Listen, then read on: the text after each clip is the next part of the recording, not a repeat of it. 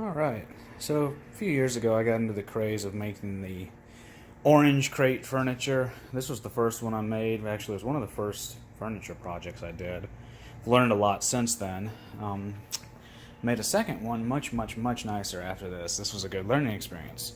But it's been a great piece. We like the way it looks.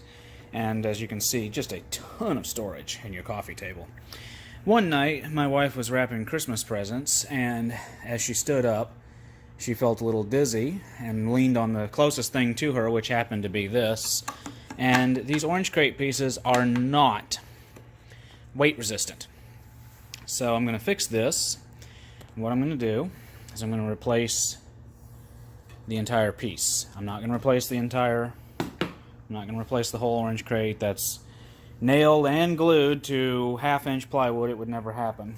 I'm just going to replace this piece. I bought a identical crate from Hobby Lobby yesterday. I'm going to take this off. I'll film this as I go. I also will not tell you which Christmas that this mishap happened, because that would reflect poorly on my getting around to fixing things. So here's my replacement crate.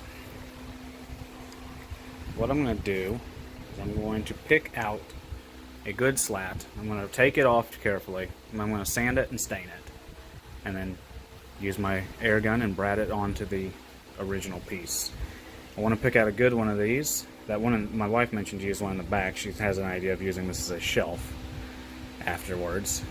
That's a nice one, but I want no knots. That's what I was looking for. It's got this on it, and I don't think that's going to come off with anything. Maybe a lot of sanding, but... So, my apologies to the wife. But we're going to take this one right here. What I'm hoping for is that this will just easily tap out. And it won't. Crap. It's stapled in. I was afraid of that. So see, that broke. It's okay. There's more of these. We can figure this out. What I'm going to do is I'm going to get my oscillating tool, and I'm going to just cut the nails. Okay. So I've got my Harbor Freight oscillating tool. I buy a lot of stuff like this from Harbor Freight. My logic is that I'm not a contractor. I do 3-4 little home projects a year. And this was $24.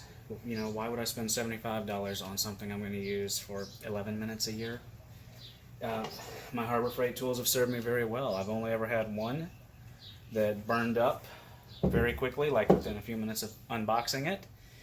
And I took it right back to them, and they gave me a brand new one, and I've used it for a year and had no trouble with it. So so much of tools is don't abuse things. Tools are just like a truck. I can take a nice truck and ruin it in 6 months, or I can take a nice truck and drive it for 25 years. It's how you treat your tools. Anything in life, it's how you treat it. So we're going to try this now. This is a wood metal cutting blade that I've got on it. I'm going to try to go in pretty much right in between and cut these brads out. So hopefully you can see this. Like I said, this is a raw video. I've got the phone leaning against the box to film this. And if I injure myself, I'll have a great video to show my wife exactly what I shouldn't have done.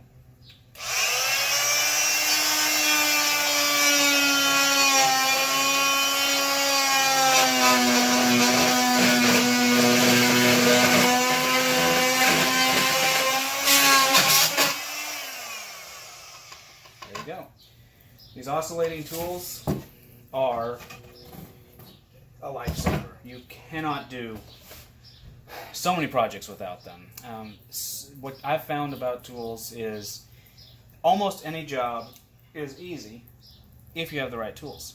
This job, as you can see from my first experiment, would have been pretty hard. But I think I'm going to have this out in just a second here.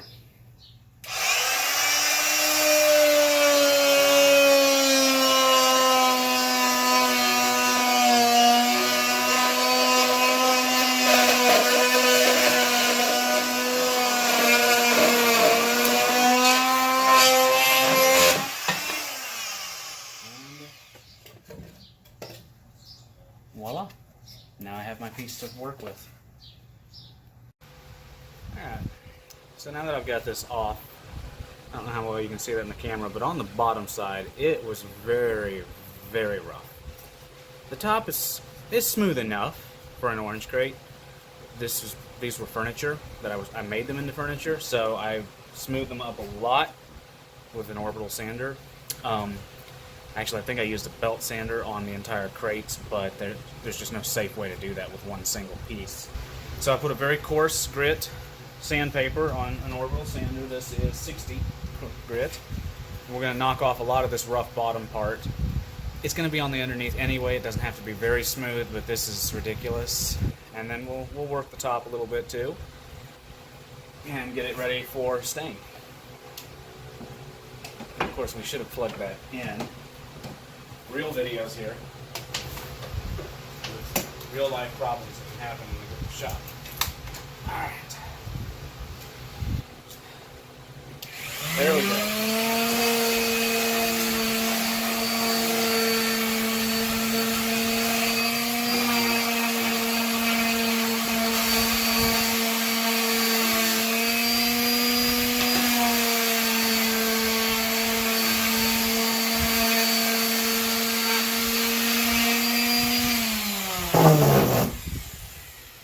And I'm going to just quickly show you how much of a difference that has made just hitting it that quick. I'll go a little further. I'm not going to make a 45-minute video of sanding, but at the end I will have the top part butter smooth with a probably 120 grit sandpaper for the top, but I'm going to finish roughing this in.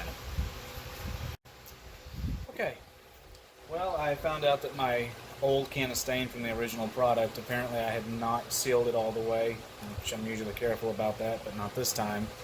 So I ended up having to go down to Lowe's and buy another can, a small can, just enough to finish this job. This is the product. Some Minwax poly shades. It's both the stain and the polyurethane in one can. This is the first thing I had ever stained, so I was a little bit intimidated by stain and polyurethane separately. I've used it many times since. It works a lot better. I don't like this product. I wouldn't use it again. I'm only using it to make it look like the original piece. Another problem I've always had is brushes. I cannot get a brush clean enough. I'm just not good enough at doing it to ever reuse the brush. So I've started buying my brushes at the Dollar Tree. You know, $1 a brush. It's nearly as good as your $7 brush from Lowe's, and you throw it away at the end. It's a lot less loss. I don't even try to clean them anymore. You know, you hate on me, and I understand if you want to, but that's just what's been working for me. So the way you stain with this product is just 45-degree angle, good, even, which is not going on evenly at all.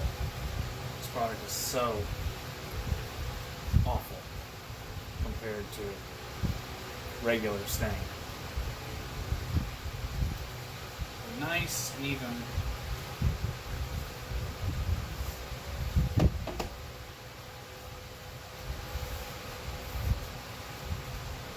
We're about to do a little movie magic and cut back when this is all finished.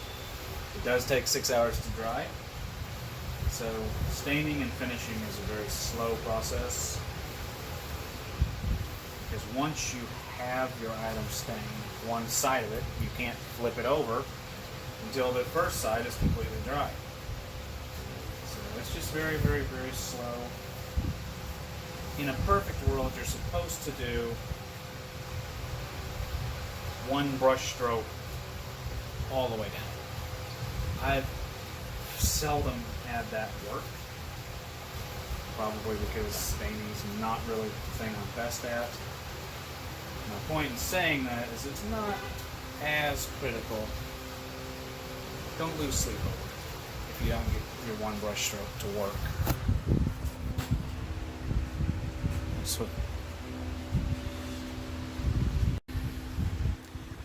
So that's what it looks like. And I'll go do the sides a little bit. But we're nearly done. We'll flip it over once it's dry and hit the other side. Okay, so I've finished staining the new piece, and you can see how incredibly dusty. I have to do a lot of table washing. I'm just going to line it up really well with the original. I remove the broken original piece.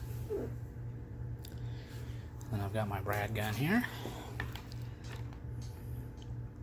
And with a little luck, we won't split the wood, so we're going to go as far in as we can.